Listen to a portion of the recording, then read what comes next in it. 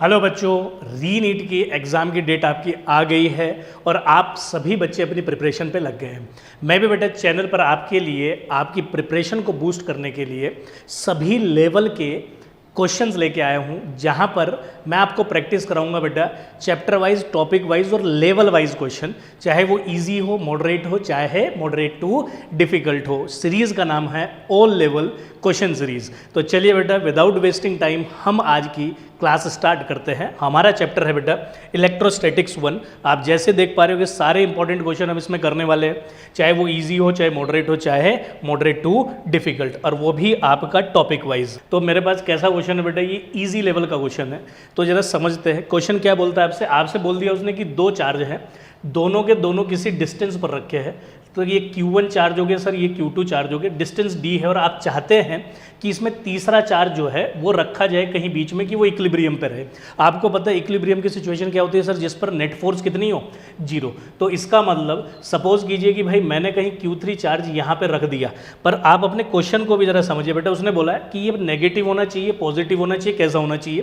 तो मतलब साइन के बारे में वो आपसे जानना चाहता है। मान लीजिए कि आपने यहाँ इसको पॉजिटिव चार्ज रखा, तो ये पॉजिटिव इसको रिपेल करेगा, ये पॉजिटिव भी इसको रिपेल करेगा, और ये कहीं ऐसी पॉसिबिलिटी बनेगी दोनों फोर्स एक दूसरे के बराबर हो जाएगी, तो नेट फोर्स कितनी होगी, 0। दूसरी बात, अगर मान लीजिए कि सर आप इसको नेगेटिव चार्ज रखते हैं, तो ये पॉजिटिव वाला इसको अपनी तरफ खींचेगा, ये पॉजिटिव वाला अपनी तरफ। अभी भी इक्वल एंड अपोजिट फोर्स की सिचुएशन बन सकती है, अपोजिट तो दिख रही है। तो मतलब कि चाहे आपका पॉजिटिव चार्ज हो बेटा, चाहे नेगेटिव चार्ज हो, possible irrespective of the sign of the charge. तो हमारे पास सी ऑप्शन इसका करेक्ट हुआ। अगले क्वेश्चन में बढ़ते हैं। मॉडरेट लेवल का क्वेश्चन है बेटा, चार्ज इन कूलम्स लॉ के ऊपर ही। क्या क्वेश्चन बोलता है, दो आइडेंटिकल स्फीयर है, लेट से ए और दूसरा है आपके पास बी, ठीक है। ये दोनों आइडेंटिकल स्फीयर है और ये कहीं एयर में रखे। इन दोनों के बीच की जो फोर्स है, मैं डिस्टेंस कितना मान लेता हूँ, इस पर चार्ज क्यू, इस पर भी चार्ज क्यू, तो ये हो जाएगा KQ² आप बच्चों ने कितना डिस्टेंस माना, इस पर आर। अब क्वेश्चन को ध्यान से पढ़ो, आगे बोल रहा है another identical charge sphere placed in contact with A. अगर आप एक आइडेंटिकल चार्ज ए के साथ कॉन्टेक्ट में लेके आएंगे तो टोटल चार्ज कितना हो जाएगा, अनचार्ज है, एक पे 0 एक पे Q, तो टोटल चार्ज कितना हो गया, Q plus 0 is equals to Q। और आपको पता है चार्ज आइडेंटिकल में हाफ हाफ डिस्ट्रीब्यूट हो जाता है, तो अब इस पे चार्ज Q/2, और जो थर्ड स्फीयर आप लेके आए थे उस पर भी चार्ज कितना हो गया सर, Q/2। अब इस थर्ड स्फीयर सी वाले को आपने क्या बोला, then in contact with B, समझे। अब बी के कॉन्टेक्ट में लेके जाना है, तो मतलब कि वहां पर भी कंडक्शन प्रोसेस होगा, बिल्कुल लेके जाओ, लेके गए। तो इस पर टोटल चार्ज कितना है, Q, इस पे Q/2, तो Q प्लस Q/2 कितना बढ़ गया सर आपके पास, 3Q/2। आपको पता आइडेंटिकल है तो दोनों पर अब कितना हो जाएगा, 3Q/4। ये बात आपने समझी। उसके बाद क्या बोल दिया उसने आपसे कि finally placed at mid point, तो मतलब कि A ये रहा, इससे B ये रहा, और आपने C को जो है इसके मिड पॉइंट पे रख दिया। मिड पॉइंट का मतलब अब ये डिस्टेंस R/2, ये डिस्टेंस भी R/2। इस पर चार्ज कितना है सर, इस पर तो Q/2, इस पर कितना गया था 3Q/4, और इस पर भी कितना हो गया 3Q/4। अब उसने पूछा क्या है, force experienced by the sphere C। आप दिमाग लगाओ, अब C जो है वो पॉजिटिवली चार्ज है, बगल में रखे भी पॉजिटिवली चार्ज है, तो ये इसको रिपेल करेगा। तो इसकी मैं फोर्स को FA मान लेता हूँ, ये भी रिपेल करेगा। इसकी फोर्स को सर आप FB मान लो, FA निकाल लेते हैं, तो कितना हो जाएगा Q/2 3Q/4, तो ये कितना हो गया सर 3Q²/4, और डिस्टेंस होगी R²/4, तो कैंसिल आउट किया, तो ये बन गया सर 3KQ²/R², KQ²/R² F, तो मेरे पास मतलब FA की वैल्यू आ गई 3F। अगली बात पे आते हैं, FB निकालना है, तो FB कैसे निकलेगा सर, FB ये वाला इन दोनों के बीच का, तो 3 9, तो 9/16 KQ²/R² है ना, क्योंकि R/2 का होल स्क्वायर हो जाएगा सर R²/4। 4 से अपन कैंसिल आउट कर दिए, कितना मिला हमें, KQ²/R² F हो गया, तो 9/4 कितना आ गया सर, ये 9/4F। तो मतलब कि FB की वैल्यू आ गई 9/4 ऑफ F। अब आपको निकालना है इन दोनों का रिजल्टेंट, तो माइनस कर दीजिए, क्योंकि अपोजिट डायरेक्शन में बेटा वेक्टर एडिशन के हिसाब से अगर आप चलते हो, तो ये बन गया हमारे पास 3F माइनस 9F/4। एलसीएम लेंगे तो 12F माइनस 9F/4, तो मेरे पास फोर्स की वैल्यू आ गई सर आपके पास 3F/4। अपना ऑप्शन चेक कर लो भाई, 3f/4 बी ऑप्शन के अंदर हमारे पास है। ठीक है, तो इस टाइप से आप इस क्वेश्चन को कर सकते हो। कॉन्सेप्ट को ध्यान रखना है और लेवल को ध्यान रखना है। ये किस लेवल का क्वेश्चन है सर? मॉडरेट लेवल का क्वेश्चन है। कॉन्सेप्ट पकड़ते पहले क्या है, इन्होंने बोला कि एक टोटल चार्ज Q है, वो आपका दो पार्ट में Q1 और Q2 में आपने डिवाइड कर दिया और उन दोनों को ही आपने किसी डिस्टेंस Q1 और Q2 को R डिस्टेंस पर रख दिया। बहुत बढ़िया। उसने पूछा maximum force of repulsion. Maximum force, कोई भी फोर्स मैक्सिमम कहाँ होगी? आप सोचो, पीक वैल्यू पर जाके, है ना। मान लीजिए कर्व मैं बना दूं, तो अगर एक ऐसा ग्राफ है तो यहाँ मैक्सिमम होगा, क्योंकि यहाँ स्लोप कितना है? 0। तो इसका मतलब मैक्सिमम पॉइंट पर स्लोप 0 होता है। स्लोप किससे रिप्रेजेंट किया जाता है सर? डेरिवेटिव से। तो इसका मतलब df बाय, उसको आप डिफ्रेंशिएट करेंगे वेरिएबल के साथ। तो इसमें Q1 और Q2 दोनों वेरिएबल है, तो मैं Q2 को ओमिट कर लेता हूँ, Q माइनस Q1 लिख लेता हूँ। तो इसको क्या लिख लेंगे? Q minus Q1। अगर इन दोनों के बीच का मैं फोर्स निकालता हूँ तो K Q1 अब हो गया Q माइनस Q1 और डिवीजन में R²। तो इसका मतलब नाउ फोर्स के अंदर जो वेरिएबल है वो Q1 है। तो अगर आप इसको डिफरेंशिएट करेंगे df बाई dQ1 को, ठीक है, df को Q1 के रेस्पेक्टिवली, अगर ये वैल्यू आप 0 के इक्वल रखते हैं तो इस टाइम पर जो आपकी फोर्स है वो क्या आ जाएगी सर? मैक्सिमम। ये इस क्वेश्चन का कॉन्सेप्ट हुआ। आप कर लीजिए। जब आप लिखेंगे df बाई dQ1 तो कांस्टेंट बाहर आ जाएगा, that is k bye R² और d बाई dQ1 अंदर पे मल्टीप्लाई किया तो that is Q into Q1 minus Q1²। इसकी वैल्यू 0 के इक्वल रखी जानी है, तो इसका डिफरेंशिएशन कितना हो जाएगा? ये इधर R² बाई K, तो 0 इज इक्वल्स टू, इसका डिफरेंशिएशन हो गया Q माइनस 2Q1, है ना। और यहाँ से Q बाई 2 की वैल्यू जो है वो Q1 के बराबर हो गई। अब क्योंकि दोनों का सम Q के बराबर था, तो इसका मतलब दूसरा चार्ज भी कितना रहा होगा sir? Q by 2। Which option sir? D option. नहीं, अगले क्वेश्चन पे। अच्छा, ये क्वेश्चन आपके कुलाम्स लॉ के रिलेटेड थे, जो आपने भी सीख लिए। अब हमारे पास है इलेक्ट्रिक फील्ड से रिलेटेड क्वेश्चन। इलेक्ट्रिक फील्ड पे हमारे पास जो पहला क्वेश्चन है बेटा, इजी क्वेश्चन है। इजी से स्टार्ट करते हैं। क्या क्वेश्चन बोल दिया आपसे? आपसे बोल दिया कि एक लॉन्ग सिलेंड्रिकल सेल है, उस पर कैरी करती है वो positive surface charge density upper half में और negative surface charge density carry करती है बेटा लोअर हाफ में। इलेक्ट्रिक फील्ड लाइन्स आपको दिखानी है। तो इलेक्ट्रिक फील्ड की आपको क्या पता होनी चाहिए? प्रॉपर्टीज पता होनी चाहिए। ओरिजिनेट कहाँ से करता है? पॉजिटिव से। और अगर नियर बाय कोई चार्ज रखा है नेगेटिव तो उस पर टर्मिनेट करता है।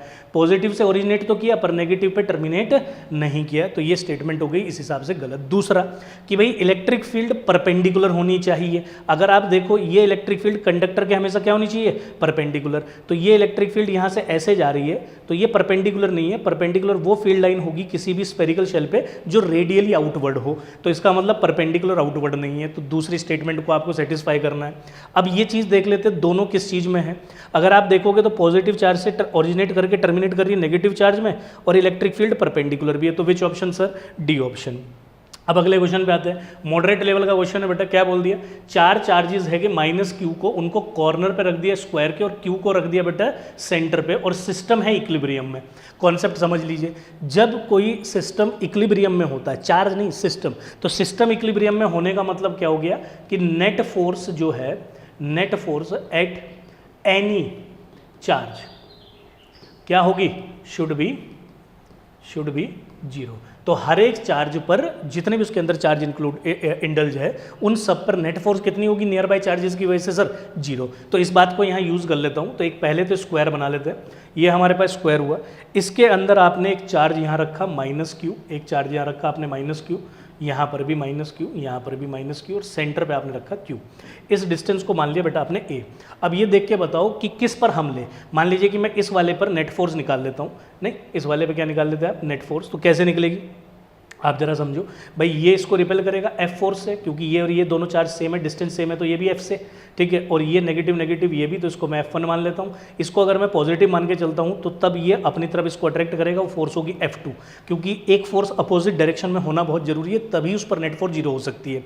तो इसका मतलब इसका साइन अगर मैं पॉजिटिव कंसिडर करूंगा तभी अपनी तरफ उसको अट्रैक्ट कर पाएगा और रिजल्टेंट फोर्स को 0 होने के बराबर की सिचुएशन को फुलफिल कर पाएगा। तो इसका मतलब ये हो गया। अब ये F और F तो क्या हो गया? √2F।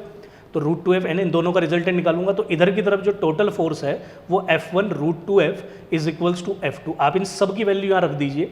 F कितना हो जाएगा? पहले F1 लिखना पड़ेगा, तो F कितना हो गया?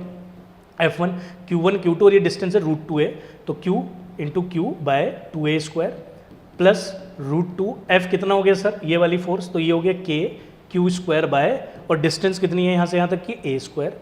इज इक्वल्स टू F2, ये वाली डिस्टेंस चाहिए उसके लिए बेटा आपको, तो ये हो गया k क्यू क्यू बाय, और डिस्टेंस होगी a बाई रूट टू, तो a स्क्वायर इंटू टू। अब इसमें से जो कॉमन आके कैंसिल आउट हो जाएगा उसको कर देते हैं, a स्क्वायर से a स्क्वायर, k से k, और भैया एक क्यू से एक क्यू भी आपने कैंसिल आउट कर दिया, तो यहाँ बच गया कितना sir, Q by two, plus यहाँ कितना बच गया रूट टू क्यू, और इज इक्वल्स टू यहाँ कितना बच गया टू क्यू। आपसे पूछा गया था उसने स्मॉल क्यू की वैल्यू, साइन भी पूछा था, मैग्नीट्यूड भी पूछा था। साइन तो आपने पहले ही डिफाइन कर दिया कि पॉजिटिव है, और यहाँ से मैं निकाल लेता हूँ, ये कितना हो गया क्यू बाय 4, एलसीएम लूंगा 2 रूट टू प्लस 1, तो बेटा ये मेरे पास स्मॉल क्यू की वैल्यू आ गई। मॉडरेट लेवल का क्वेश्चन था, आप अपना ऑप्शन चेक कर लो, Q by 4 2 root two plus 1। अब अगले क्वेश्चन पे बढ़ते हैं। भाई अगला क्वेश्चन क्या कहता है हमारे से, अच्छा ये किस टाइप का क्वेश्चन है, मॉडरेट। कॉन्सेप्ट इसका भी सीख लेते हैं। इसका कॉन्सेप्ट क्या कहता है भाई, देखो एक बार, if the net electric field, बेटा क्या पूछी क्वेश्चन में, नेट इलेक्ट्रिक फील्ड P पर वाई एक्सिस के अलोंग कितनी है 0, तो इसका मतलब आपको पता क्या करना है, इसको यहाँ बना देते हैं। ये भाई मेरे पास एक क्या है बेटा एक ट्रायंगल है, यहाँ पर Q2 चार्ज रखा है, यहाँ पर माइनस Q3 चार्ज रखा है, ये सेपरेशन 4 सेंटीमीटर की है, ये 2 की है, ये 3 की है, तो ये कितना हो जाएगा 2 स्क्वायर प्लस 4 स्क्वायर कितना हो गया 4 प्लस 16, तो रूट 20, और ये वाली डिस्टेंस कितनी हो जाएगी 3 स्क्वायर प्लस 4 स्क्वायर मतलब 9 प्लस 16 25, तो ये हो गया 5। ठीक है, अब आपको क्या करना है, आपको क्या पूछा है, इस पॉइंट पर वाई एक्सिस के अलोंग इलेक्ट्रिक फील्ड पूछी है। कॉन्सेप्ट क्या कहता है, इंडिविजुअल चार्ज की इलेक्ट्रिक फील्ड पहले उस पर फाइंड कीजिए, तो इसकी इलेक्ट्रिक फील्ड इधर मान लेता हूँ, लेट से E1 है ना, इसकी इलेक्ट्रिक फील्ड नेगेटिव चार्ज है, तो इसकी इलेक्ट्रिक फील्ड हो गई E2। अब मुझे ज़रा देख के बताओ, क्योंकि आपको तो कंपोनेंट निकालने हैं, तो आपको तो यहाँ एक्सिस बनानी पड़ी रहेगी।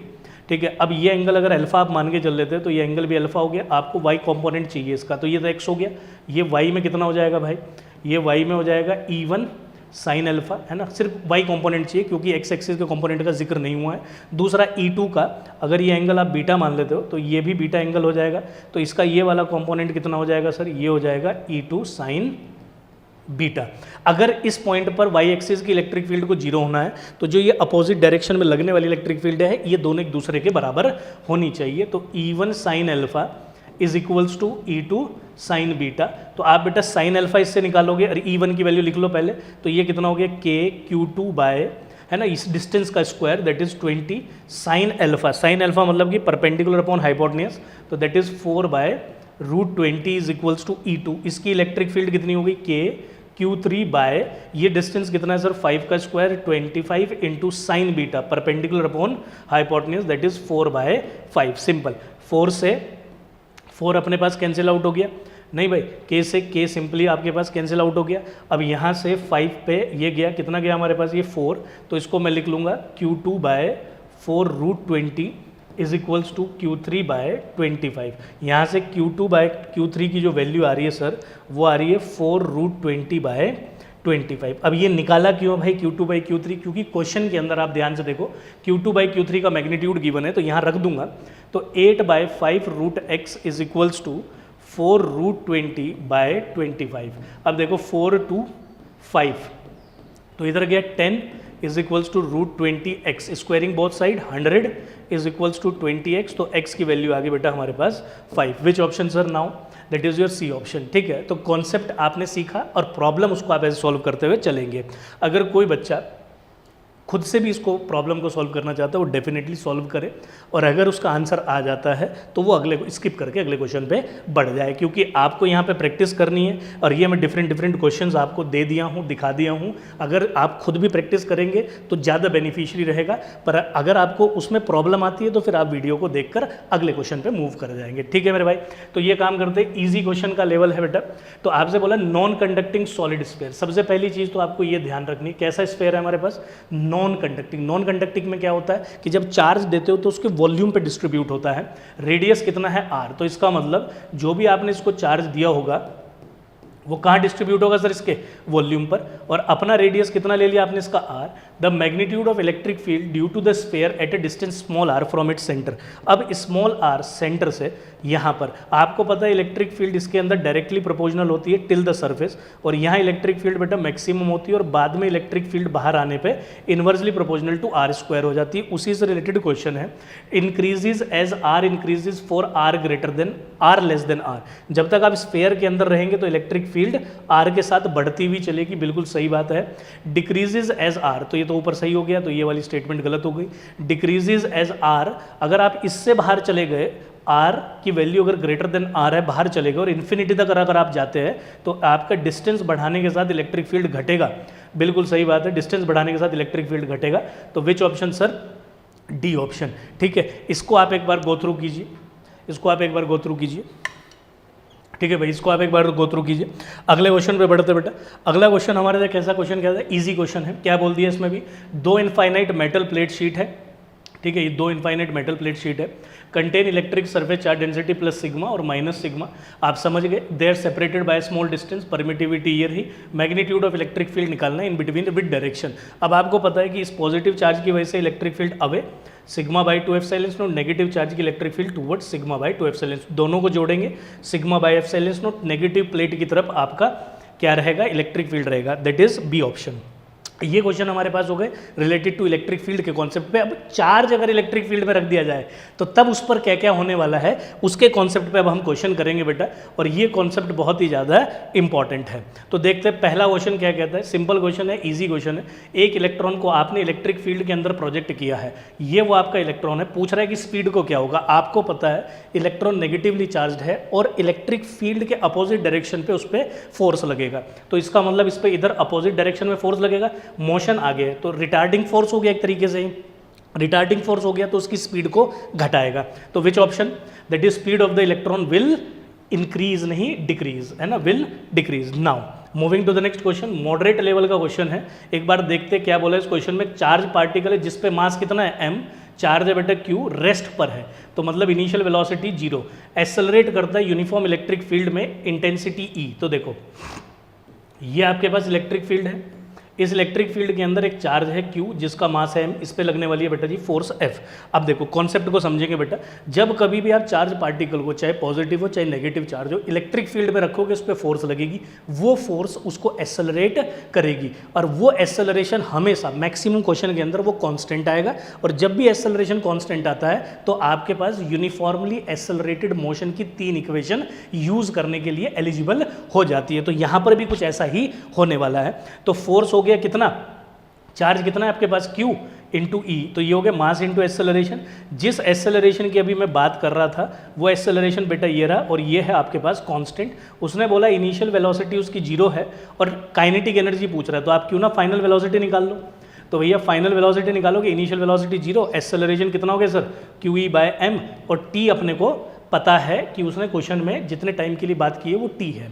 अब यहाँ से वेलोसिटी निकल गई, आपको चाहिए काइनेटिक एनर्जी, तो बस हो गया सिंपल। काइनेटिक एनर्जी का फॉर्मूला क्या रहता है sir? Half m v square q square e square t square by m square. एक m से m कैंसिल हो गया, तो काइनेटिक एनर्जी कितना हो गया? q square e square t square by 2m।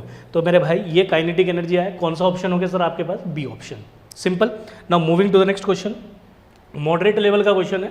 इस क्वेश्चन में हमारे से क्या बोला है कि एक सिंपल पेंडुलम है बॉब, जिसका मास, चार्ज वगैरह सब दिया है आपको, एक यूनिफॉर्म हॉरिजॉन्टल इलेक्ट्रिक फील्ड भी दी है। आपसे बोला है final tension in the string, आपका क्या करके changes the final tension in the string when pendulum attain equilibrium position. आप जरा ध्यान से समझो कॉन्सेप्ट क्या कहता है इसका, कि भैया ये हमारे पास एक पेंडुलम हुआ, इलेक्ट्रिक फील्ड आपने ऐसे लगाई, इस इलेक्ट्रिक फील्ड के लगने की वजह से उस पर फोर्स लगा और पेंडुलम कहीं ऐसे चला गया, और ये जो फोर्स लगी इस पर ये कितनी हो जाएगी? QE, अगर इलेक्ट्रिक फील्ड E मुझे गिवन है, जो कि गिवन है।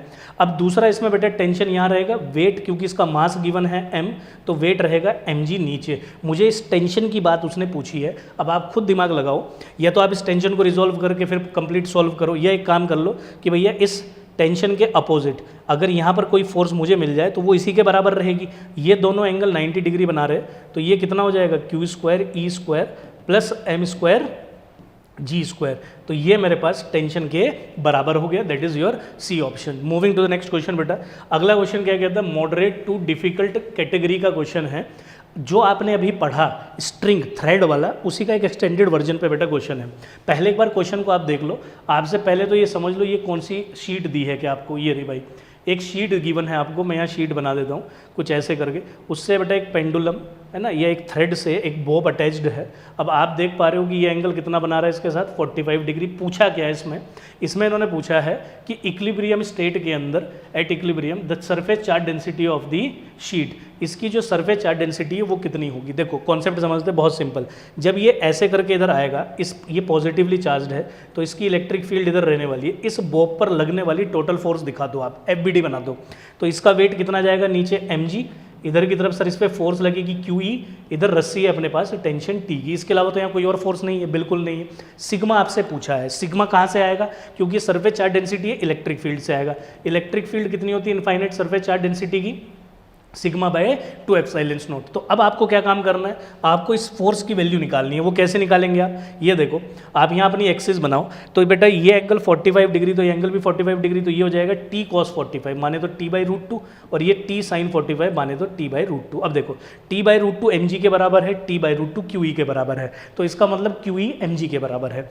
अब यहाँ से QE किसके बराबर आ गए सर, mg के। E की वैल्यू कितनी है, that is sigma by 2 epsilon naught is equals to mg। Simple, यहाँ से निकल गया सिग्मा, यही तो चाहिए था sir, mg into 2 epsilon naught upon q। ये देखो बेटा, अब इसके अंदर आप सारी वैल्यूज़ को सब्स्टिट्यूट करेंगे तो आपको आंसर मिल जाएगा। मैं रख देता हूँ और चेक कर लेते हैं कौन सा ऑप्शन अपना मैच कर रहा है। Sigma is equals to m, mass कितना गिवन है आपको 100 मिलीग्राम, इसको kg में कन्वर्ट कर लो, 100 इंटू 10 की पावर -6 kg।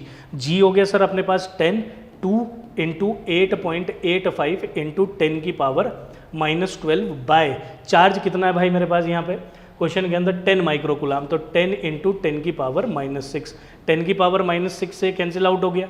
यहाँ पर बेटा एक जीरो से एक जीरो कैंसिल आउट हो गया, तो ये बच गया 200 ऊपर में, और 8.85 इंटू 10 की पावर -12। तो सिग्मा की वैल्यू कितनी आ गई यहाँ से, इन दोनों को मल्टीप्लाई करोगे तो ये आएगा 17.70, और ये हो गया -10। तो sigma is equals to 17.7 nano, है ना, और इसकी वैल्यू किसमें गिवन है, नैनो कुलाम पर मीटर स्क्वायर। तो ये हमारे पास सरफेस चार्ज डेंसिटी आ गई। So which option sir, that is your B option. Moderate to difficult level का क्वेश्चन तो आप समझ गए, कॉन्सेप्ट क्या यूज़ करना इसमें रहता है बेटा। इस टाइप के क्वेश्चन आप जरूर प्रैक्टिस करें, ठीक है। मैं भी यहाँ सामने प्रैक्टिस करा दिया हूँ और आप भी अपने लेवल पे जरूर प्रैक्टिस करें। अब हमारे पास अगला क्वेश्चन क्या कहता है बेटा, ये भी moderate to difficult level question है। इसमें 3 चार्ज पार्टिकल एंटर किए इलेक्ट्रिक फील्ड में सेम वेलोसिटी से, इलेक्ट्रिक फील्ड के परपेंडिकुलर, ये पॉजिटिव नेगेटिव इलेक्ट्रिक फील्ड इस डायरेक्शन में इसके perpendicular. Which particle has the highest charge to mass ratio. अगर आपको पता है अच्छी बात है, नहीं पता तो मैं बता देता हूँ। जो डिस्प्लेसमेंट होता है वाई एक्सिस में, वो चार्ज बाय मास रेशियो के डायरेक्टली प्रोपोर्शनल रहता है। आप देख लो इन तीनों में से ये और ये सबसे ज़्यादा डिस्प्लेसमेंट किसका है वाई एक्सिस में सर, सी का। तो किसका चार्ज बाय मास रेशियो सबसे ज़्यादा होगा, सी का। तो which option, that is your C option. Now moving to the next. ये भी क्वेश्चन हमारे पास बेटा मॉडरेट टू डिफिकल्ट लेवल का क्वेश्चन है।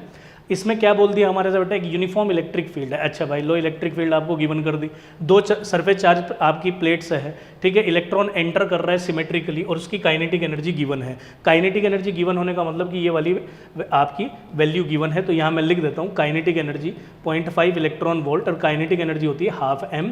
क्योंकि देखो अब इसमें आप डिस्ट्रीब्यूट कर लेंगे अपने मोशन को, एक तो x एक्सिस में और एक आप अपने मोशन को डिस्ट्रीब्यूट कर लेंगे y एक्सिस में। तो अब x के लिए अलग सॉल्व होगा, y के लिए अलग सॉल्व होगा। x के लिए कैसे सॉल्व होगा, क्योंकि x के अंदर ये हो गया vx², इसको पहले मैं मल्टीप्लाई करके लिख लूँ EV/m is equals to vx²। Question में पहले पूछा क्या, एक बार वो भी देख लेते हैं। प्लेट की लेंथ 10 सेंटीमीटर है, डेविएशन पूछा है, मतलब ये थीटा। अब ये थीटा 2 तरीके से निकल सकता है। ये तो वेलोसिटी का रेशियो निकाल लो। कैसे सर, देखो आपको थीटा चाहिए तो परपेंडिकुलर अपॉन बेस करना पड़ेगा। तो ये हो गया vy और ये हो गया vx। तो अगर आप मान लीजिए यहाँ पे tan थीटा को vy/vx करते हो तो वहाँ से आपको अपना डेविएशन पता चल जाएगा। बेटा यहाँ vx तो निकल गया, अब vy निकालना है। vy इधर की तरफ की वेलोसिटी है, और आप देखो जरा ये नेगेटिव चार्ज है, इधर आपकी इलेक्ट्रिक फील्ड है, इलेक्ट्रिक फील्ड के अपोजिट नेगेटिव चार्ज पे फोर्स लगता है, तो इसका मतलब फोर्स ऊपर लग रहा है। अभी मैं आपको थोड़ी देर पहले बताया था कि अगर चार्ज पार्टिकल इलेक्ट्रिक फील्ड में रखा हो तो उस पर जो फोर्स लगता है वो फोर्स एक एक्सेलरेशन को प्रोड्यूस करता है, और वो एक्सेलरेशन कॉन्स्टेंट रहता है। और हमारी 3 इक्वेशन यूनिफॉर्मली एक्सेलरेटेड मोशन के अंदर जो 3 इक्वेशन है वो एलिजिबल हो जाती है। तो इसका मतलब वाई एक्सिस में मैं वो यूज़ कर सकता हूँ। कैसे यूज़ करेंगे, फोर्स कितना हो गया सर ई, और ये हो जाएगा m इंटू ए। तो एक्सेलरेशन तो हो गया सर आपका ई/m। अब आपको निकालना वेलोसिटी है, तो वेलोसिटी के लिए आप फॉर्मूला लगाएंगे v is equals to U plus A T Y axis में। अब देखो चार्ज पार्टिकल तो जो इलेक्ट्रॉन था वो तो एक्स एक्सिस में एंटर किया था कुछ काइनेटिक एनर्जी के साथ, तो वाई एक्सिस की वेलोसिटी तो जीरो हो गई, बिल्कुल सर, तो ये जीरो हो गया, तो V Y is equals to zero plus E upon M. अब आपके लिए चैलेंज बन गया टी निकालना। टी आप एक काम कर लो, क्योंकि आपको लेंथ इसकी गिवन है, तो एक्स एक्सिस के रिलेशन से आप फाइंड कर लो। एक्स एक्सिस में कोई एक्सेलरेशन तो है नहीं, तो इसका मतलब एक्स एक्सिस के अंदर आपका फॉर्मूला लगेगा distance equal to speed into time, और ये हो गया 10 सेंटीमीटर माने तो पॉइंट, तो डिस्टेंस हो गया 0.1 और स्पीड आपने वी एक्स मानी हुई बेटा टी, तो यहाँ से टी की वैल्यू आ गई 0.1 बाय वी एक्स, उसको आप यहाँ रख लेंगे तो वेलोसिटी इन वाई मिल जाएगा, तो that is E by M 0.1 by V X. अब आपको टेन थीटा निकालना था, तो बेटा जी आपने रेशो करना है, वी वाई कितना है सर ये रहा, ई मल्टीप्लाई में 0.1 अपॉन एम वी एक्स, और डिवाइड करेंगे वी एक्स से तो ऊपर जाके वो वी एक्स स्क्वायर ही बन जाएगा, और वी एक्स स्क्वायर की वैल्यू आपने निकाली हुई है 1 इलेक्ट्रॉन वोल्ट अपॉन एम, यहाँ सब्स्टिट्यूट कर देता हूँ, तो टेन थीटा हो गया ई इंटू 0.1 अपॉन एम, कहाँ एम तो एम का रहेगा, और वी एक्स का स्क्वायर कितना हो गया sir 1 electron volt upon M, M से एम कैंसिल हुआ, ई से ई कैंसिल हुआ, 1 वोल्ट नीचे बचा एसआई में, इसको छोड़ दिया ई इंटू दिस, तो ई कितना गिवन था हमारे पास 10 है ना, 10 न्यूटन पर कुलाम, तो 10 इंटू 0.1, तो मतलब कि आपके पास बेटा 10 थीटा की वैल्यू आ गई 1, जिसका मतलब हो गया थीटा हो गया आपका 45 degree. Which option sir, that is your D option.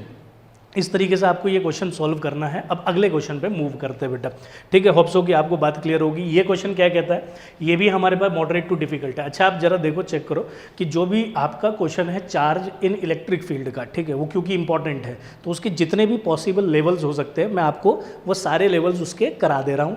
इसमें आपका जे मेंस के भी क्वेश्चंस बेटा मैंने आपके एड ऑन किए हैं, और डिफरेंट जो एग्जाम्स कंडक्ट होते हैं सभी के जो इंपॉर्टेंट क्वेश्चन है नीट के पेपर के पॉइंट ऑफ व्यू से पिछले पेपर्स को एनालाइज करके वो मैंने डिसाइड किया कि ये सारे क्वेश्चन इंपॉर्टेंट है जो अभी मैं आपको प्रैक्टिस करा रहा हूँ। और आप खुद भी देखते हुए चलो कि अगर आप इन क्वेश्चंस को प्रैक्टिस कर रहे हो तो आपका इन डेप्थ कॉन्सेप्ट रिवाइज हो रहा है और फॉर्मूले रिवाइज हो रहे हैं बेटा। तो अगले क्वेश्चन पे बढ़ते हैं।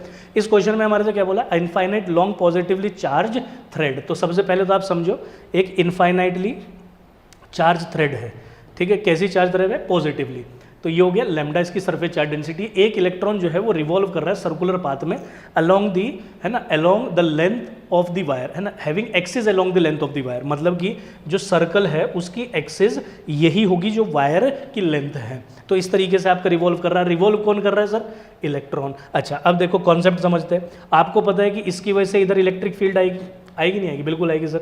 और ये इस पे इलेक्ट्रिक फील्ड के अपोजिट इस पे फोर्स लगेगा, ये फोर्स सेंटर की तरफ को लग रहा है, ये सेंट्रीपिटल फोर्स हो गया। अब सेंट्रीपिटल फोर्स किसके बराबर हुआ, सेंट्रीपिटल फोर्स हो गया E into E, electric field इसने प्रोवाइड करानी है, तो इसकी इलेक्ट्रिक फील्ड कितनी होती है sir, lambda by 2 pi epsilon naught R, ठीक है। तो यहाँ पे मैं लिख लूंगा, तो फोर्स हो गया mv स्क्वायर बाय आर, ठीक है। मेरे से पूछा क्या, पहले ये भी देख लो, kinetic energy of electron as a function of R का ग्राफ बनाना है। तो देखो half mv square is equals to E lambda by 2 pi epsilon naught R. बेटा देखो यहाँ पे आर से आर कैंसिल हो गया, mv स्क्वायर की वैल्यू आई है, आपको काइनेटिक एनर्जी चाहिए, दोनों साइड हाफ से मल्टीप्लाई कर लो बेटा। तो ये हो गया काइनेटिक एनर्जी, तो काइनेटिक एनर्जी यहाँ से कितनी होगी sir, E lambda bye 4 pi epsilon not. अब इस पूरे फॉर्मूले में देख के बताओ आर है कहीं, बिल्कुल नहीं है। तो जब आर नहीं है तो काइनेटिक एनर्जी आर पर इंडिपेंडेंट है, ग्राफ बनेगा स्ट्रेट लाइन। तो ऐसा एक ही ऑप्शन है, that is your B option बेटा। नेक्स्ट क्वेश्चन पे आते हैं, मॉडरेट टू डिफिकल्ट लेवल का क्वेश्चन है, इसी का एक्सटेंडेड वर्जन है। चार्ज पार्टिकल इस बार कितना हो गया, चार्ज माइनस क्यू, मास कितना हो गया एम, ये भी रिवॉल्व कर रहा है सर्कल में जिसका रेडियस क्या है आर, और किसके अबाउट कर रहा है, infinite long charge linear charge density lambda. यही क्वेश्चन हुआ, बस पूछ क्या लिया बेटा, टाइम पीरियड। आप देखो अब मान लीजिए कि आपने काइनेटिक एनर्जी से रिलेटेड क्वेश्चन प्रैक्टिस कर लिया, पर अगर उस पर दूसरा एंगुलर वेलोसिटी पूछ लिया, टाइम पीरियड पूछ लिया, तो ये उसका और लेवल है, एक और अप लेवल है। तो उस टाइप के क्वेश्चन को भी अपन यहाँ पे सॉल्व करते हुए चल रहे हैं। तो ये होगी लीनियर चार्ज डेंसिटी, ऐसे आप लेके चलो, तो ये हमारे पास हो गया बेटा, इस पर पूरे पे चार्ज पड़ा हुआ है, ठीक है, और लीनियर चार्ज डेंसिटी इसकी लैम्डा है। इसके अराउंड जो है एक चार्ज रिवॉल्व कर रहा है, वो चार्ज कितना है सर, माइनस क्यू चार्ज है। तो आप समझ गए कि इस पर फोर्स लगने वाला है, इस पर अंदर की तरफ को जो फोर्स लगेगा वो क्यू ई हो जाएगा। और ये क्योंकि यहाँ टाइम पीरियड की बात की है तो मैं इस सेंट्रीपिटल फोर्स को एम ओमेगा स्क्वायर आर लिख लेता हूँ, रेडियस आर इसकी है। यहाँ से ओमेगा की वैल्यू निकाल लेते हैं, पहले ई की वैल्यू को रखता हूँ। इलेक्ट्रिक फील्ड मुझे पता है lambda by 2 pi epsilon naught R होता है, उसके लिए मैं क्या करता हूँ, ऊपर नीचे 2 से मल्टीप्लाई डिवाइड कर लेता हूँ। तो बेटा अगर मैं ऊपर नीचे मल्टीप्लाई डिवाइड कर लूँगा तो ये मेरे पास कितना बनेगा, ये हो जाएगा 1/4πε0, तो k लैम्डा 2/r। ठीक है, तो यहाँ इलेक्ट्रिक फील्ड की वैल्यू को रखेंगे तो फोर्स मेरे पास कितना हो गया k, है ना, ये कितना हो गया q, और ये हो गया कितना बेटा आपके पास 2k lambda by r is equals to m omega square r। यहाँ से ओमेगा स्क्वायर की वैल्यू कितनी होगी sir, 2k lambda into Q by M R square. ठीक है, आपको तो ओमेगा चाहिए था, तो यहाँ से अगर ओमेगा चाहिए तो आप इसका क्या कर लेंगे बेटा, रूट ओमेगा क्या होता है 2π/t, उसकी वैल्यू को यहाँ रख लेंगे तो ये हो जाएगा 2π/t। ठीक है, m नीचे गया था, आर स्क्वायर बन गया ओमेगा, तो 2π/t is equals to 2k lambda into Q by M R square. तो यहाँ से t की वैल्यू आ गई आपके पास, ऊपर लेके जाऊँगा, सो 2π√ऑफ M R square by 2k lambda into Q, R बाहर आ गया तो दैट इज 2πr√ऑफ m by 2k lambda into Q. ये मेरे पास टाइम पीरियड आया, ऐसा किस ऑप्शन में हमें गिवन है, आप जरा देखो, ये हो गया 2πr√m by 2k lambda Q, that is B option. ठीक, अब मूव करते बेटा नेक्स्ट क्वेश्चन पे। मॉडरेट टू डिफिकल्ट वाली कैटेगरी का क्वेश्चन था, अब लेवल का क्वेश्चन था। अब हमारे पास क्या है, इलेक्ट्रिक डाइपोल पर बेस्ड प्रॉब्लम एक एक करके सॉल्व करेंगे। इजी क्वेश्चन सबसे पहले डाइपोल पे कर लेते हैं। इसने बोला magnitude of intensity of electric field eight R1 axial line पर। एक्सियल लाइन पर जो इलेक्ट्रिक फील्ड का फॉर्मूला होता है वो कितना होता है सर, शॉर्ट डाइपोल के लिए 2 कितना होता है सर, 2kp/r³। नहीं तो इसका मतलब यहाँ डिस्टेंस R1 दे दी तो आप इलेक्ट्रिक फील्ड E1 ले लीजिए, तो ये हो गया 2kp/r1 की पावर 3। दूसरे वाले में क्या बोला उसने, दूसरा डिस्टेंस R2 दिया है, वो इक्विटोरियल लाइन पे है।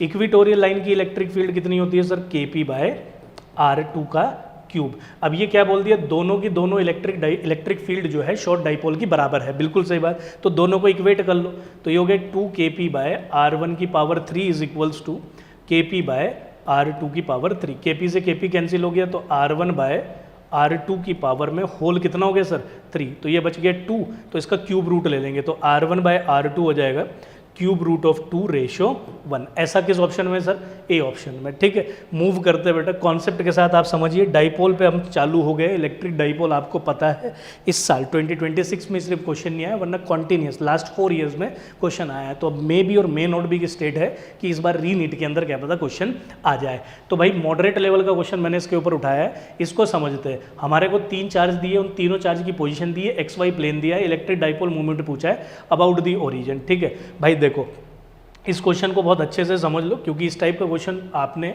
नहीं किया होगा, ये आपके लिए बिल्कुल एक नया क्वेश्चन है इलेक्ट्रिक डाइपोल के ऊपर, तो आप अच्छे से समझते हुए चलेंगे।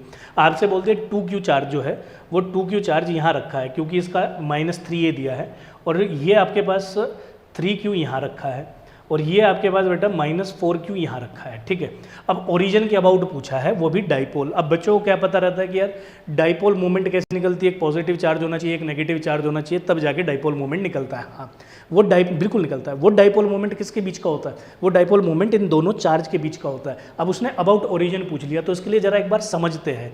ठीक है, थोड़ा सा वो आपके साथ खेल गया इस क्वेश्चन के अंदर। क्या बोल रहा है, अब मानो कि आप अपने लेवल पे जो पढ़ते हो उसको समझते हैं पहले।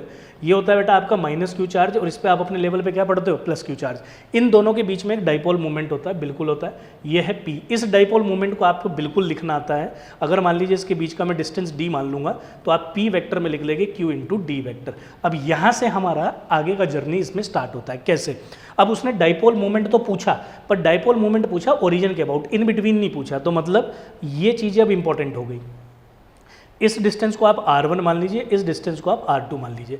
अब जरा देखिए, अगर आपको ये D वेक्टर है तो R1 vector plus D vector is equals to R2 vector, triangles लो, तो इस हिसाब से R1 vector plus D vector किसके बराबर हो गया, R2 वेक्टर। तो D वेक्टर क्या हो गया आपका, R2 vector minus R1 vector. आपने कहा कि सर इसको किया क्यों, क्योंकि R1 वेक्टर जो है वो उस चार्ज का ओरिजिन के अबाउट पोजीशन है, तो इसका मतलब आपने जो डिस्टेंस होता था उसको अब किस टर्म में लिख लिया, पोजीशन में, और पोजीशन किसके अबाउट डिफाइन होती है, ओरिजिन के। तो इसका मतलब एक तरीके से आपने डाइपोल मोमेंट की वैल्यू को किसके अबाउट लिख दिया, ओरिजिन के अबाउट। तो यहाँ पे अगर मैं इसको ऊपर सब्सटीट्यूट करूंगा तो मुझे क्या पता चला, अगर कभी भी डाइपोल मोमेंट अबाउट ओरिजिन निकालनी हो तो आपको कुछ नहीं करना, बस आपको क्या करना है, जो भी आपका चार्ज का मैग्नीट्यूड सॉल्यूड है उसको मल्टीप्लाई कर देंगे आप किससे, पोजीशन वेक्टर से। पोजीशन वेक्टर कौन सा, अबाउट ओरिजिन, अबाउट ओरिजिन। अब जरा इस क्वेश्चन के पॉइंट में चलते हैं इसी चीज को लेके बेटा।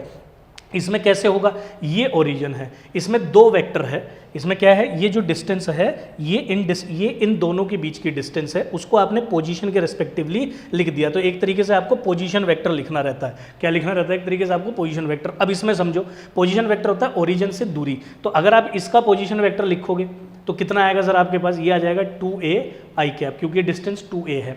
अब इसके लिए कितना है, -2a, मतलब पोजीशन वेक्टर ओरिजिन से दूरी होती है, तो ये हो गया 2a माइनस आई कैप। ओरिजिन से इसके लिए दूरी लिखोगे तो कितना हो जाएगा सर, ये डिस्टेंस है 3a j कैप। अब अगर आपको नेट डाइपोल मोमेंट निकालना है, ये हो गया 3q इंटू 2a आई कैप, प्लस ये कितना हो गया सर, -4q, और ये हो गया -2a आई कैप, प्लस है ना, इसको लिख देते हैं, ये कितना हो गया सर 2q इंटू 3a, कितना हो गया सर ये माइनस जे कैप, इसको यहाँ माइनस लगाना पड़ेगा, तो ये हो जाएगा आपका, इसको ऐसे मिटा के लिख देते हैं माइनस जे कैप। अब इसको पूरे को सॉल्व कर लो तो आपको ओरिजिन के अबाउट डाइपोल मोमेंट पता चल गया। तो देख लेते हैं भाई, इसके अंदर क्या जा रहा है सर, ये जा रहा है 6qa आई कैप प्लस 4, ये माइनस माइनस प्लस 8qa आई कैप प्लस, और ये हो गया कितना माइनस का, तो that is 6qa J cap. इस पूरे में से क्या आ गया, ये 14 बन गया, तो ये हो गया 14qa आई कैप माइनस 6qa जे कैप। बेटा इसमें जो कॉमन आ रहा है वो कॉमन ले लो, इसमें से 2 और इसमें से भी 2 कॉमन आ पा रहा है, तो इसका मतलब मैं यहाँ लिख देता हूँ,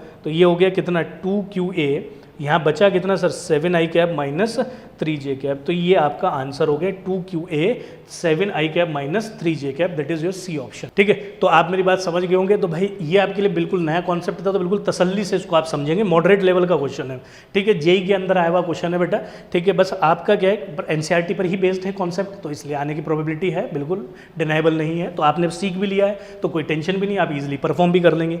अब इस क्वेश्चन को क्या बोला बेटा, ये मॉडरेट टू डिफिकल्ट लेवल का क्वेश्चन है। क्या बोल दिया, इसमें 2 शॉर्ट डाइपोल है ए और बी, इस पे आपसे क्या बोला, जो ए having a charge this and length this. ठीक है, तो मतलब कि ए का डाइपोल मोमेंट मुझे नहीं पता, वो मुझे निकालना पड़ेगा। 2 इंटू 10 की पावर -6 इंटू 10 की पावर -2, तो ये हो गया 2 इंटू 10 की पावर -8। ठीक है, बी का भी नहीं पता, तो इसका भी डाइपोल मोमेंट निकालना पड़ेगा, 4 इंटू 10 की पावर -6 इंटू 10 की पावर -2, तो ये हो गया कितना 4 इंटू 10 की पावर -8। बहुत बढ़िया। अच्छा, placed with their centre 80 centimetre apart, ये दोनों 80 सेंटीमीटर की दूरी पर रखे हैं। Shown in figure the electric field eight point P, ये बेटा पी पॉइंट है, equi distance from the centre of both dipole. ठीक है, दोनों के डाइपोल से बीच में पड़ता है, इस पॉइंट पर इलेक्ट्रिक फील्ड निकालनी है। एक चीज़ बताओ, इस वाले डाइपोल बी वाले डाइपोल के लिए तो ये पॉइंट इक्विटोरियल पॉइंट हुआ, और भाई आपका ए वाले के लिए एक्सियल पॉइंट हुआ। ठीक है, तो मतलब उसी हिसाब से फॉर्मूले यूज होंगे और डायरेक्शन यूज होगी। आपको पता है इलेक्ट्रिक फील्ड एक वेक्टर क्वांटिटी है, तो उसको डायरेक्शन के साथ रिप्रेजेंट करना बहुत जरूरी है। एक्सियल पॉइंट पर इलेक्ट्रिक फील्ड और डाइपोल मूवमेंट दोनों पैरेलल होते हैं, तो इसके लिए अगर मैं यहाँ इलेक्ट्रिक फील्ड लिखूंगा, क्योंकि ये नेगेटिव पॉजिटिव है, तो ये डाइपोल मूवमेंट है पी ए, और इलेक्ट्रिक फील्ड भी कहीं इसी डायरेक्शन में होगी। और इक्विटोरियल पॉइंट पे डाइपोल मूवमेंट और इलेक्ट्रिक फील्ड दोनों एंटी पैरेलल होते हैं, तो बेटा यहाँ पर देखना पड़ेगा, ये नेगेटिव पॉजिटिव है तो ये हो गया पी बी, तो इसके अपोजिट ये गया ई बी। सिंपल होगी बात। तो इसका मतलब ये हो गया कि इस पॉइंट पर एक इलेक्ट्रिक फील्ड ई ए है और इस पॉइंट पर एक इलेक्ट्रिक फील्ड ई बी है, इसका रिजल्टेंट हमें चाहिए। तो ई ए कैसे निकलेगा, क्योंकि ई ए तो हो गया आपका एक्सियल पॉइंट पे, तो एक्सियल पॉइंट पे इलेक्ट्रिक फील्ड कितनी होती है sir, 2kp bye are cube. तो इसका मतलब ये हो गया कितना है, इसमें ए के लिए लिखूंगा तो दैट इज 2k, पी कितना है P A, that is 2 into 10 की पावर -8 अपॉन, बेटा डिस्टेंस चाहिए आपको आर। आर जो डिस्टेंस है वो इसके सेंटर से यहाँ तक की दूरी है, क्योंकि पूरी डिस्टेंस 80 है तो ये 40 सेंटीमीटर हो गया। 40 सेंटीमीटर को आप लिख लेंगे 4 इंटू 10 की पावर -1 मीटर, और उसका क्यूब करना है, तो 4 4 16, 64 इंटू 10 की पावर -3, 2 2 4 16, तो इसकी वैल्यू आ गई बेटा मेरे पास k/16 इंटू 10 की पावर -5।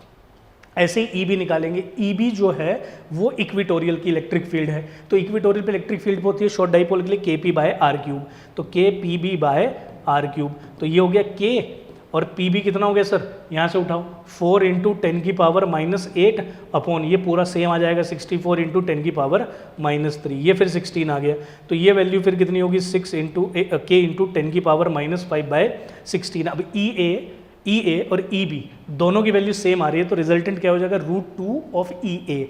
तो मतलब कि मैं यहाँ लिख सकता हूँ ई नेट बिकम √2 ऑफ ई ए। क्या लिख दिया k/16, इंटू 10 की पावर -5, के की वैल्यू लिख लेते हैं बेटा, तो 9 इंटू 10 की पावर 9 -5 आपका √2 एज इट इज़ रहेगा अपॉन 16, तो 9/16 इंटू 10 की पावर 4 और मल्टीप्लाई में √2। ऐसा कौन से ऑप्शन में है sir? That is your D option. ठीक है भाई, ये अपने पास क्लियर हुआ। अच्छा, अगला क्वेश्चन अब इजी क्वेश्चन है, इसी के ऊपर जरा समझ लेते हैं। इसमें पूछा क्या है, मैग्नीट्यूड ऑफ टॉर्क पूछा है। टॉर्क का फॉर्मूला आपको पता है, PE sin थीटा रहता है सर, कितना होता है? PE sin theta. अब यहाँ पर आपको P चाहिए, P जो है वो डाइपोल मोमेंट है, चार्ज गिवन है, सेपरेशन गिवन है, तो मैं यहाँ से निकाल लूँगा 0.01 और ये हो गया 0.4 mm, तो दैट इज़ 10⁻³ इसको हटाएंगे 100, इसको हटाएंगे 10, तो ये आ गया 4 इंटू 10 की पावर -6। तो बेटा हमारे पास जो डाइपोल मोमेंट है इस क्वेश्चन का वो ये हुआ, constituent a electric dipole if the dipole is placed in uniform electric field. अब ये डाइन में गिवन है, इसको भी न्यूटन में, मतलब ये कन्वर्जन का क्वेश्चन हुआ डायरेक्ट। ठीक है, तो 10 इंटू 10 की पावर -5, तो ये आ गया 10 की पावर -4 न्यूटन पर कूलाम। तो ये हो गया 4 इंटू 10 की पावर -6 इंटू ये हो गया बेटा 10 की पावर -4 साइन थीटा। थीटा जो एंगल है वो 30 डिग्री है, दैट इज 1/2, ये कैंसिल आउट हुआ, सो 2 इंटू 10 की पावर -10। ठीक है, 2 इंटू 10 की power -10, that is your B option. Now moving to the next question, moderate level का क्वेश्चन है। क्या बोलता है, इसमें भी इलेक्ट्रिक डाइपोल प्लेस किया है बेटा 2 सेंटीमीटर पे इनफाइनाइट प्लेन शीट से having positive surface charge density. तो इसकी इलेक्ट्रिक फील्ड हो गई इधर, तो ये हो गया, और यहाँ पर कौन सा चार्ज दिया है आपको? नेगेटिव, और यहाँ पॉजिटिव, तो इसका मतलब डाइपोल मोमेंट भी हो गया इधर। Choose the correct option of the following. इसमें 2 चीज़ें पूछी है, पोटेंशियल एनर्जी और टॉर्क। टॉर्क का फॉर्मूला क्या होता है आप यहीं पे निकाल लो। टॉर्क का फॉर्मूला होता है PE sin थीटा, क्योंकि अभी दोनों पैरेलल है, डाइपोल और इलेक्ट्रिक फील्ड पैरेलल, तो थीटा हो गया 0, तो इसका मतलब टॉर्क हो गया 0। पोटेंशियल एनर्जी होता है -PE cos थीटा, थीटा हो गया 0, तो ये हो गया -PE, और ये पोटेंशियल एनर्जी की मिनिमम वैल्यू होती है। अब ऐसा ऑप्शन चेक करो जिसमें पोटेंशियल एनर्जी मिनिमम है और आपके पास टॉर्क 0 है, तो कौन सा ऑप्शन हो गया सर? D option. अगले क्वेश्चन पे बढ़ते हैं। अच्छा, ये सारे क्वेश्चन हो गए अब हमारे पास बेटा। अब हम क्वेश्चन करेंगे किस पर बेस्ड? आपका electric flux and Gauss theorem पे। ये भी इंपॉर्टेंट है, फ्लक्स भी क्या है आपका? इंपॉर्टेंट। इस पर भी हायर चांसेस होते हैं बेटा क्वेश्चन आने के, तो इस पर भी देख लेते हैं। इजी क्वेश्चन से अपन स्टार्ट करते हैं। इसमें क्या दिया है कि एक रीजन के अंदर इलेक्ट्रिक फील्ड गिवन है, फ्लक्स पूछा है आपसे एक रेक्टेंगुलर सरफेस से, ठीक है, और फ्लक्स पूछा है दिया है, सॉरी, है ना, रेक्टेंगुलर सरफेस, XZ प्लेन है, तो XZ के परपेंडिकुलर कौन होगा? Y। तो एरिया वेक्टर तो किस में हो गया? Y में, और वही मेरे से पूछा है, तो एरिया को मैं ले लेता हूँ वेक्टर फॉर्म में AJ। सिंपल होगी बात। अब फ्लक्स का फॉर्मूला होता है E vector dot A vector, आप दोनों वैल्यू तीनों वैल्यू रख लो, तो ये हो गया 6। अच्छा, अब देखो डायरेक्ट करने की जरूरत नहीं है, यहीं पे मैं सॉल्व कर देता हूँ। इसमें J ये रहा और ये हमारे पास J है, तो सिर्फ ये दोनों मल्टीप्लाई करेंगे और ये इंटू 4 हो जाएगा, तो 4 इंटू 10 की पावर 3 और A। इसको अगर आप सॉल्व करोगे तो ये आ जाएगा 6/4 इंटू 10 की पावर -3, तो ये हमारे पास कितना आ जाएगा? 3/2। तो एरिया आ गया आपका 1.5 इंटू 10 की पावर -3, तो ये हो गया 15 इंटू 10 की पावर -4 मीटर स्क्वायर। हमारे से जो क्वेश्चन पूछा है वो सेंटीमीटर स्क्वायर में पूछा है, तो ऑप्शन हो गया C, that is 15। Easy level का क्वेश्चन है। क्या बोल दिया इसमें? Consider the integral form of the Gaussian, है ना, गॉसियन लॉ इन इलेक्ट्रोस्टैटिक। ठीक है, तो एक इलेक्ट्रोस्टैटिक के अंदर एक गॉस लॉ है, आपको पता है E वेक्टर डॉट DA या DS vector is equal to total charge enclose by epsilon naught होता है। Which of the following statement is correct? आपको पूछ दिया कि इनमें से कौन सी स्टेटमेंट करेक्ट है। आप एक चीज़ समझो, इसमें बोला it contains law of coulomb. Coulomb's law जो है वो फोर्सेज के बारे में बताता है, दो चार्जेस के बीच में। तो ये बात तो यहाँ नहीं हो रही, क्योंकि तो फ्लक्स के बारे में बता रहा है, और फ्लक्स जो है वो किसी सरफेस से कितना पास होगा उसके बारे में बता रहा है। तो सुपरपोजिशन प्रिंसिपल भी कहाँ यूज़ होता है बेटा? वेक्टर एडिशन के अंदर, तो यहाँ तो डॉट प्रोडक्ट है। अब elementary patch on the enclosing surface, है ना, गॉसियन सरफेस का एलिमेंट्री पैच क्या होता है? DS vector is a polar vector, बिल्कुल पोलर वेक्टर।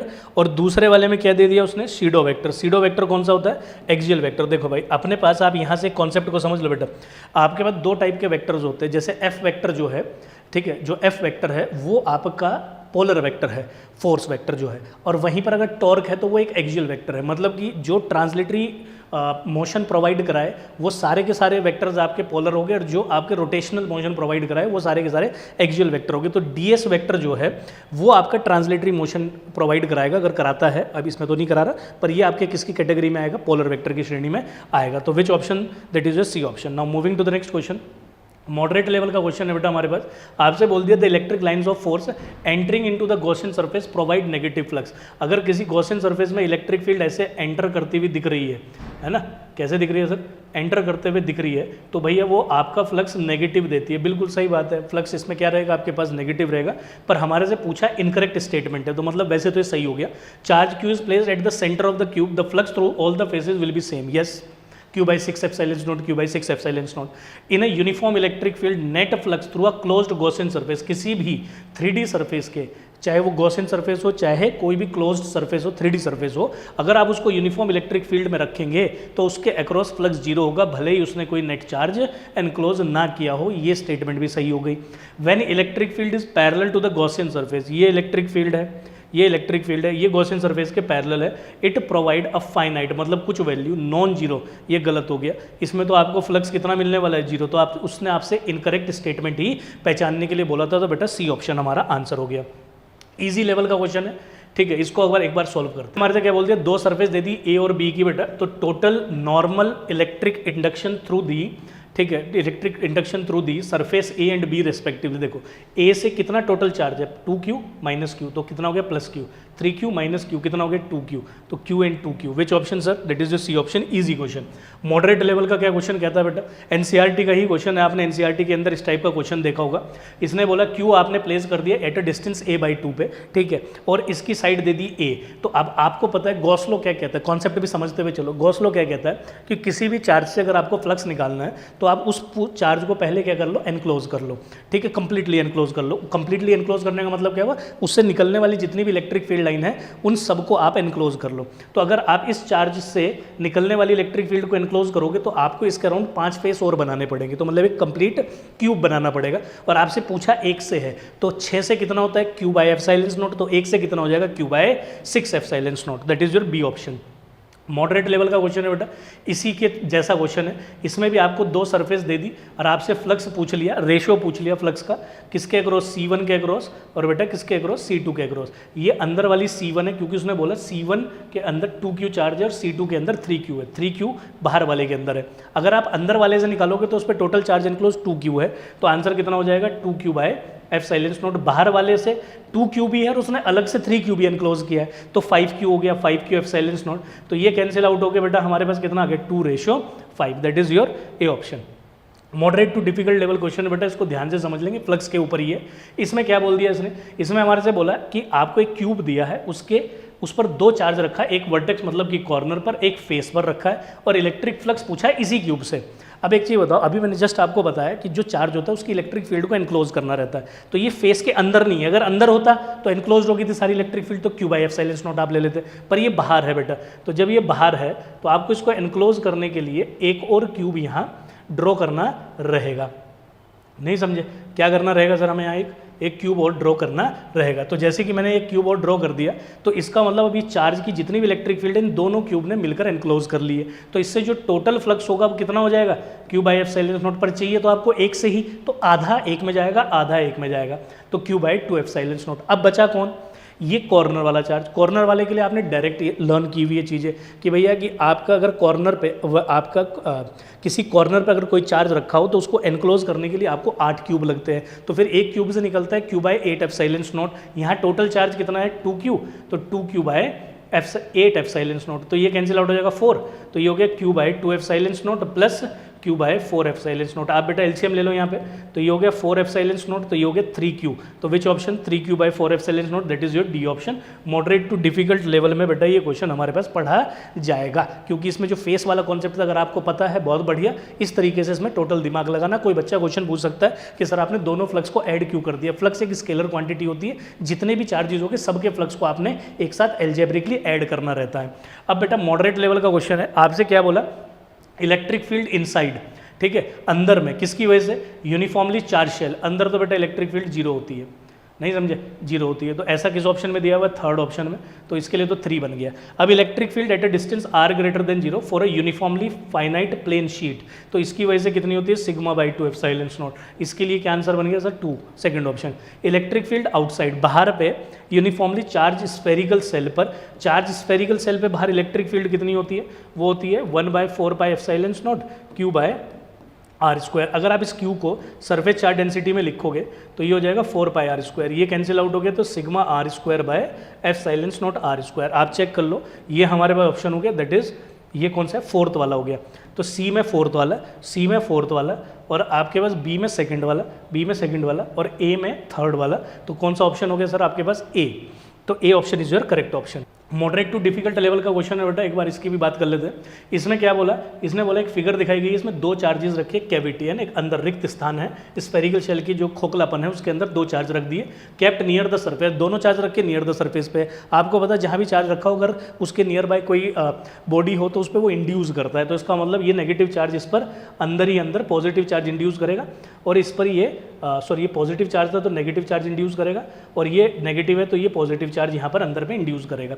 ठीक है, उसके अलावा क्या बोल दिया उसने, सिग्मा 1 जो है वो सरफेस चार्ज डेंसिटी है, और अंदर Q1 जो है वो नेट चार्ज है बेटा, इस पर नेट पर ध्यान देना है। तो अंदर पर जो सरफेस चार्ज डेंसिटी है सिग्मा 1 और net charge Q1, net charge तो जीरो हो गया, नहीं एनक्लोज भी जीरो किया, इंड्यूस हो गया, टोटल चार्ज भी कितना हो गया, जीरो हो गया, तो इसकी वैल्यू जीरो होगी। अंदर जीरो चार्ज हो गया तो बाहर भी कितना चार्ज जाएगा, इंड्यूस होकर जीरो जाएगा। तो बाहर का चार्ज कितना माना है इस क्वेश्चन के अंदर उसने, आउटर पे Q2 नेट चार्ज माना है, तो बाहर पर भी जीरो हो गया, अंदर पर भी जीरो हो गया। नहीं समझे बात को, तो इसका मतलब सरफेस चार्ज डेंसिटी तो चार्ज अपॉन एरिया होता है, तो वो भी जीरो हो गई। ठीक है, तो कौन सा ऑप्शन हो गया सर आपके पास, सी ऑप्शन। नहीं समझे बात को, ठीक है। तो ये हमारे पास बेटा प्रैक्टिस करने के लिए टोटल क्वेश्चन थे हर लेवल पे, नहीं इजी पे भी, मॉडरेट पे भी, मॉडरेट टू डिफिकल्ट पे भी, पूरा चैप्टर जो इलेक्ट्रोस्टैटिक्स 1 है टॉपिक वाइज हमने इस वीडियो के अंदर कवर कर लिया है। होप सो कि आपको पूरी बात समझ में आई होगी। जिन बच्चों ने वीडियो लास्ट तक देखी होगी मैं गारंटी दे रहा हूँ डेफिनेटली उनकी प्रिपरेशन को बूस्ट मिला होगा। अगर प्रोडक्टिव रही बेटा वीडियो आपके लिए तो चैनल को जरूर सब्सक्राइब करें। आगे और वीडियोज भी बेटा चैनल पर आएंगी, इलेक्ट्रोस्टैटिक्स 2 आएगा जो अलग, मैं वीडियो के अंदर वो सारे टॉपिक्स कराने की कोशिश करूंगा जो कि इंपॉर्टेंट है, जिनका वेटेज नीट के पेपर के लिए बहुत ज़्यादा रहता है, जिससे कि आपका री नीट जब आप दे तो उसमें आपको कोई तकलीफ ना हो और आप हर लेवल के क्वेश्चन प्रैक्टिस करके पहुंचे रहे, और जिससे कि आपका सिलेक्शन अश्योर हो जाए। तो फिर आज की वीडियो के लिए बेटा इतना रखता हूं। Thank you for today, will see you in the next video, till that time bye bye.